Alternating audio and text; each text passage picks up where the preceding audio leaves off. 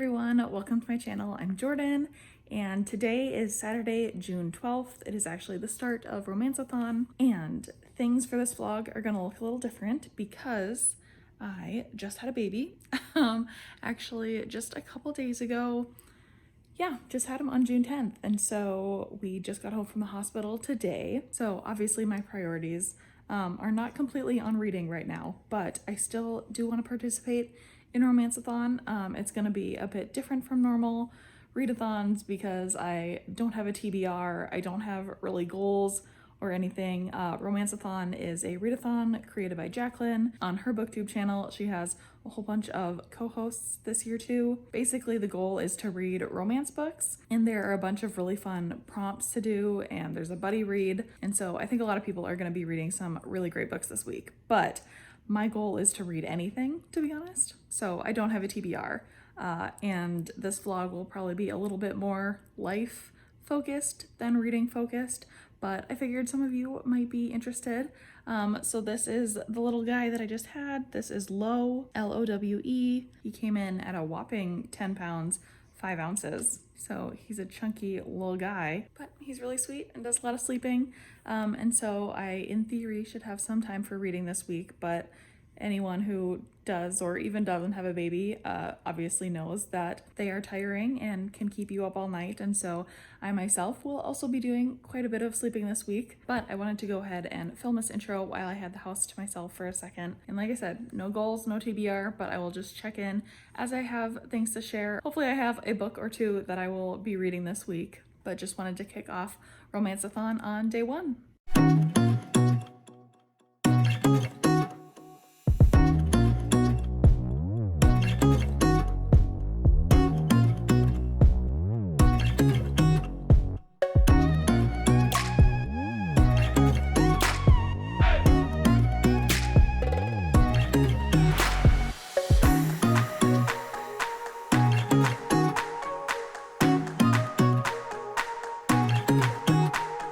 Hello guys, very quick update. Clearly I am laying in bed. I am about to go to bed very soon, or really take a nap, because that's all I do these days is sleep for 2 hours at a time. So it's really a nap, but I did want to hop on because I have a brief update. I have started a book. I've started reading Writers and Lovers by Lily King. I am able to get this through Hoopla as an audiobook, so that's definitely making it easier for me to get through, throughout the day. Obviously I don't have a ton of time to just sit and pick up a book, so the audiobook is working well. I am about 70 pages into it. This one is interesting because it's not just a pure romance, and I kind of knew that going in. It's about our main character who has recently lost her mom, and so she's going through a lot of grief dealing with that, as well as she's a writer and she's really struggling with her writing, and then just on top of that she's navigating like relationships, romance, whatever. And my camera died and I'm not getting up to charge it right now, so switching to the phone. But anyway, like I was saying, so this book is about a lot more than just romance, but I do still think it counts for ROMANCEATHON, and I have seen it classified as a romance on Goodreads, so I'm counting it. Plus it's a book I already own, and like I said, I can get the audiobook version, so it just works for me. But I'm going to use this for a couple of the prompts for ROMANCEATHON. I'm gonna use it for cover love, because I always have really liked the cover of this book. I don't even really know why. I just think it's really visually satisfying to look at. I love all the little pieces on the book. So using it for that. It's also a new to me author, so checking off a couple of the prompts, which is also fun. Should hopefully be able to keep kind of plugging through this as the week goes on, and then hopefully pick up 1 or 2 other books that I can get on audiobook. But that's really the only update for now. I don't really have any opinions on the book. We're just getting into it. I'm learning the writing style because it is, a little bit darker and more serious. It's a little bit slower. So I'm just kind of taking my time and letting myself go along for the ride. So I will be back with more updates when I have them. Otherwise, probably just more baby clips.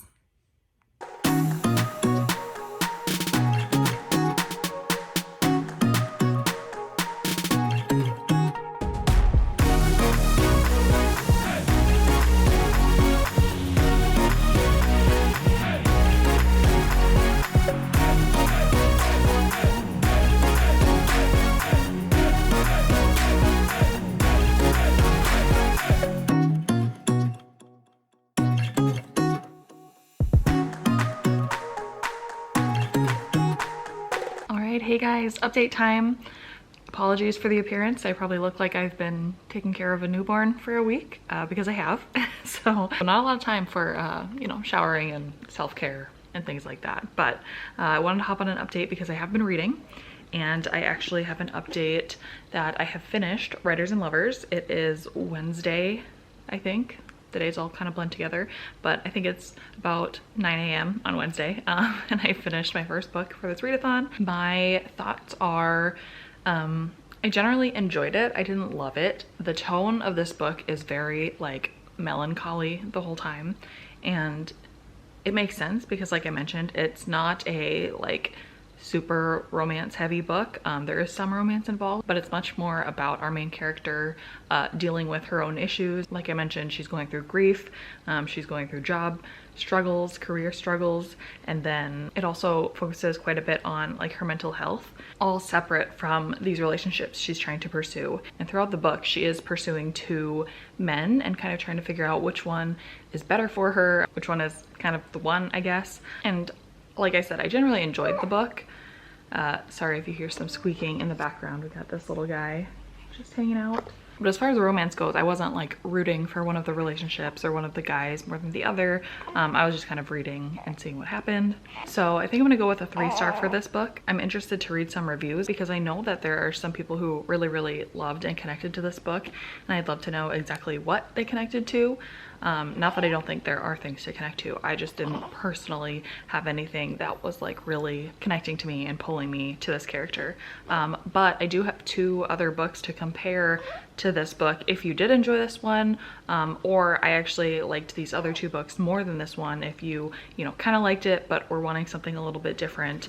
The first book, Eleanor Oliphant is Completely Fine by Gail Honeyman. This is a pretty popular book, so you may have already heard of it or read it, but it's about this main character named Eleanor who's going through some of the same things as the main character in Writers and Lovers. But she too has some mental health struggles that she deals with throughout the entire book, and it is about her kind of pursuing this sort of romantic relationship.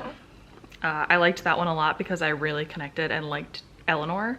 I thought she was a really quirky and funny individual, and I liked getting to know her and her tendencies and just kind of how she operates. She reminds me a lot of an adult version of Amelia Bedelia, if you ever read those children's books. But I think I gave that book 4 stars. And then I also wanted to compare it to The Existence of Amy by Lana Grace Riva, and I was actually sent this book by the author a while ago, and I read it. And again, it's a similar premise where we're just following this main character named Amy.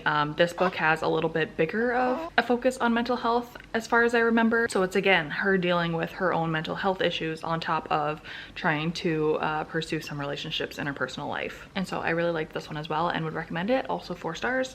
So that's the status of today, is I finished 1 book. I'm going to continue reading, it being already Wednesday. We're getting close to the end of this readathon, and so I don't know if I'll be able to finish an entire book, but in order to give myself the best chance, I am going to start reading One Last Stop by Casey McQuiston.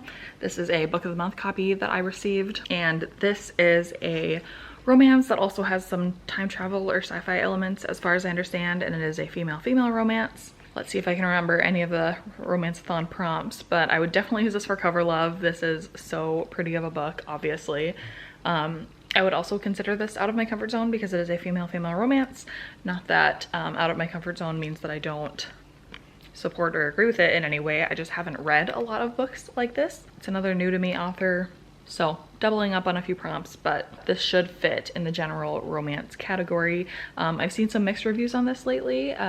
Early reviews, I saw a bunch of rave reviews. This author wrote the book Red, White, and Royal Blue last year or in 2019. I thought that book was just okay. I gave it 3 stars, I think. And so this is her follow-up book, and so I'm excited to see how I feel about it. I'm also going to be including this book in my Book of the Month reading vlog, which will come out after this one. So if I don't finish this book, then I'll include my full thoughts in that vlog. But I thought it would be a good idea to kind of double up in Romanceathon while I can and at least get it started. So that's the plan. Who knows when I'll be back to update, but I'll keep including, you know, adorable baby clips and things like that, and come back to update or close out the vlog as I have time.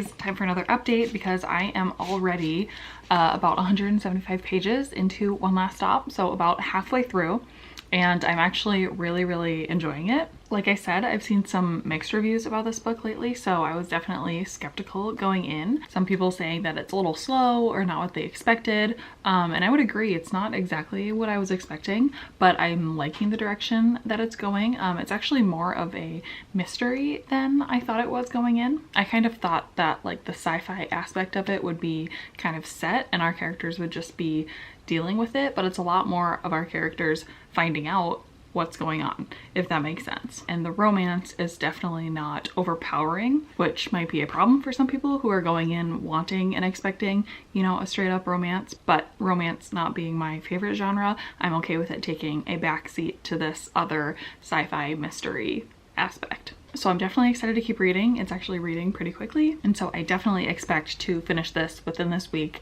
within this vlog. So I'm going to go ahead and just continue reading this whenever I get the chance, and I will probably be back once I finish it to give you kind of my final thoughts on this book.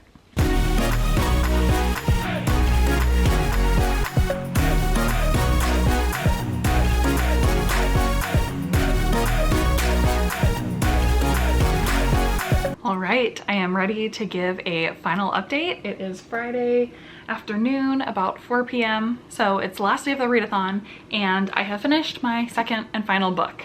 I actually really liked it. I'm pleasantly surprised. I didn't love Red, White, and Royal Blue, which is this author's first book. That had a lot to do with like politics, and so I didn't love that aspect of the story. What I did like about this book is, first of all, the characters. I thought that the characters were really distinct and well described, and they were all so lovable and flawed, but you know, human and endearing for those flaws. There was a ton of diversity and representation in this book. The main couple in this book I was rooting for, and I thought their connection made sense. I also really loved the roommates in this book and all the side characters. I thought that they were really dynamic and I enjoyed them as much as the main characters.